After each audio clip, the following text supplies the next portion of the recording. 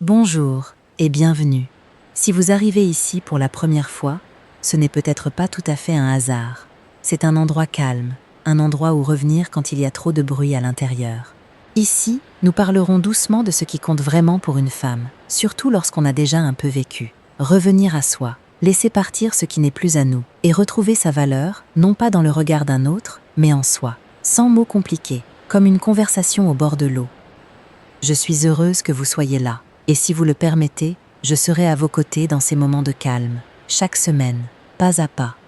Regardez ces images, l'eau tranquille, la lumière douce, et les vagues qui ne se pressent jamais.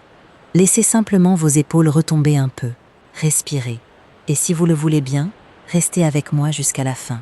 À la fin, nous reviendrons ici, quand le dedans sera devenu un peu plus silencieux. Alors, entrons dans notre premier sujet important. Aujourd'hui, je ne veux pas parler des autres. Je veux parler de vous. Dites-moi, connaissez-vous cette sensation? Vous avez l'impression d'attendre, toujours, d'attendre qu'il écrive enfin, qu'on vous remarque enfin, qu'on vous choisisse, qu'on vous apprécie, que quelqu'un voit enfin qui vous êtes vraiment, et qu'alors, enfin, vous puissiez respirer. Et ainsi, dans cette attente silencieuse, les mois passent, parfois les années. Si cela résonne en vous, sachez-le, s'il vous plaît, vous n'êtes pas seul. Et le sujet d'aujourd'hui, c'est justement comment déposer, tout doucement, le poids de cette attente. Pas d'un coup, pas par dépit, simplement, dans le calme, comme vous venez de laisser retomber vos épaules. Permettez-moi de commencer par une vérité simple, mais un peu difficile. Nous vivons souvent comme si notre valeur devait être confirmée par quelqu'un d'autre, comme si elle se trouvait quelque part à l'extérieur, dans son regard, dans son choix, dans le oui d'un autre. Et tant que ce oui n'arrive pas, nous nous figeons. Nous devenons arrangeantes, nous acceptons moins. Fatigué, on efface son masque de soin, on boit un café, et on y va, parce qu'il a appelé à 11h du soir, pour qu'il ne se vexe pas, pour qu'il ne se tourne pas vers une autre. Cela vous parle? Peut-être que certaines de ces choses vous ressemblent. Ici, je veux poser une question qui, peut-être, changera votre regard. Et si ces mots que vous attendez tant d'entendre de quelqu'un, vous pouviez vous les dire à vous-même? Nous ouvrirons la réponse à cette question, peu à peu, pas à pas. Mais d'abord, pourquoi au fond, attendons-nous autant? Ce n'est pas parce que vous êtes faible, c'est même tout le contraire.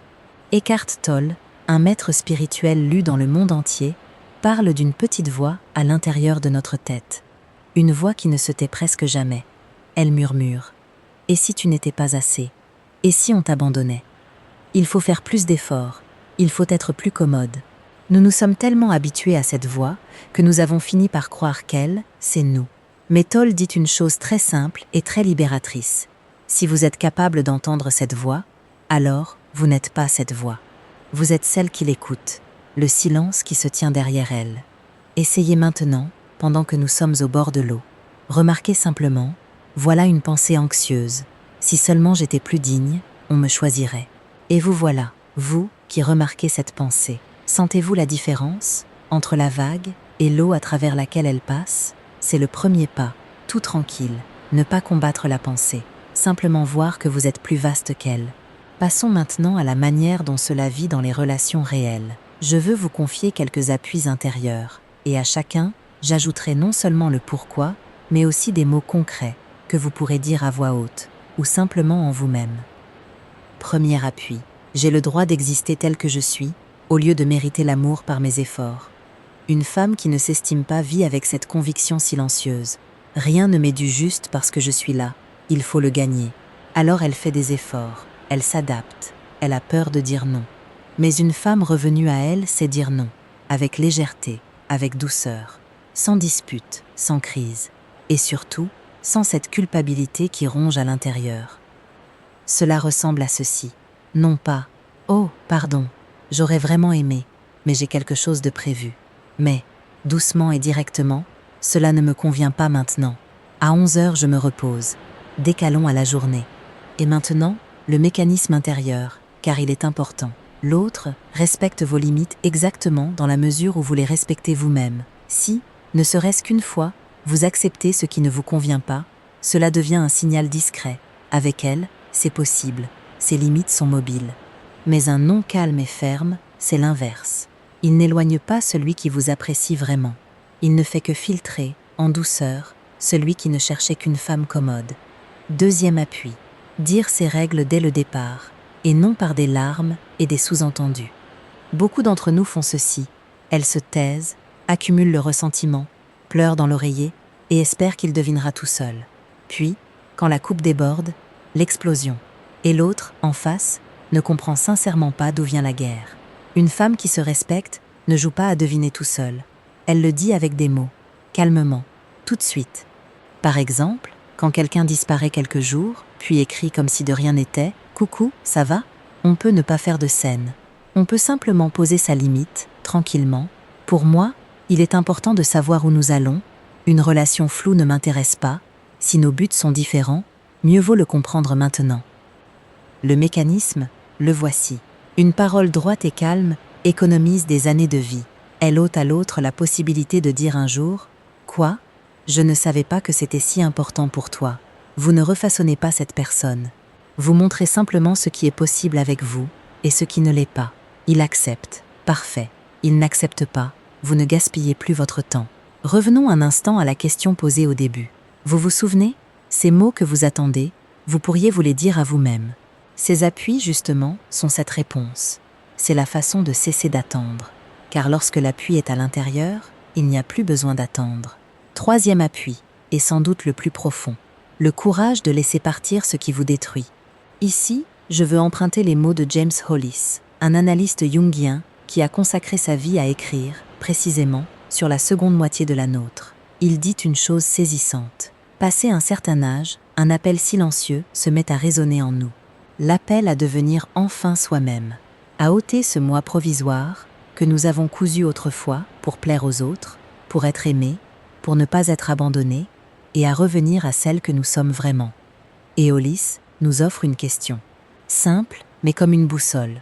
Avant chaque choix, une relation, un travail, une conversation, demandez-vous doucement, ce choix m'agrandit-il ou me diminue-t-il ?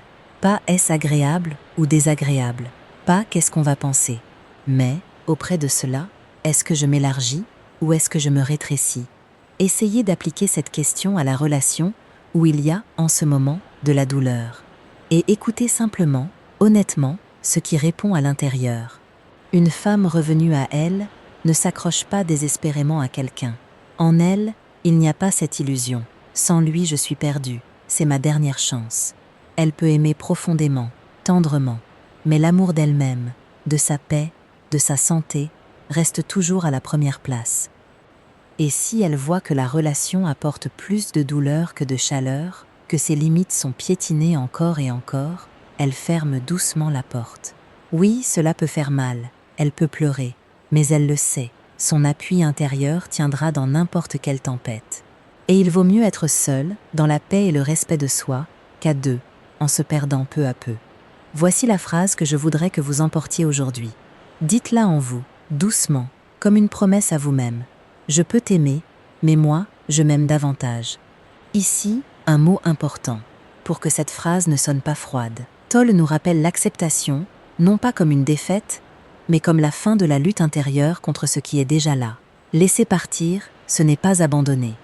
C'est cesser de traîner un seau lourd où il n'y a plus d'eau depuis longtemps.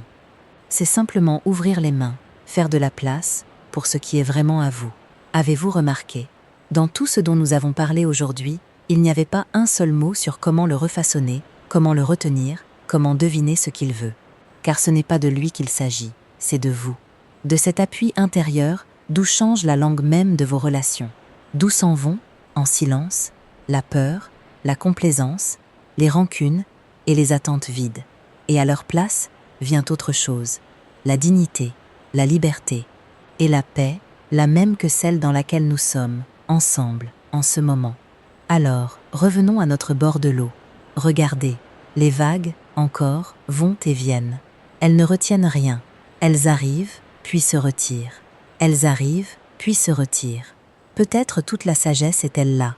Une haute estime de soi, ce n'est pas une froide fierté, ni un cadeau avec lequel il faudrait naître. C'est une compétence. Une décision tranquille, adulte, choisir chaque jour de se choisir soi, d'écouter ses sentiments, de ne pas dire oui à moins que ce que vous méritez. Et vous n'avez pas besoin de le réussir parfaitement dès aujourd'hui. Un petit pas suffit. Aujourd'hui, un seul. Si vous le voulez, dites-moi en commentaire. Qu'aimeriez-vous, tout doucement, laisser partir ce qui, depuis longtemps déjà, vous tire vers le bas.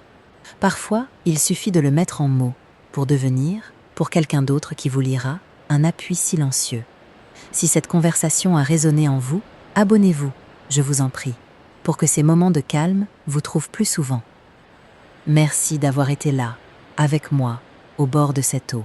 Prenez soin de votre valeur, prenez soin de votre paix intérieure, et souvenez-vous, vous êtes le plus grand trésor de votre vie. À bientôt, dans notre prochain moment de calme. Je vous embrasse, tout doucement.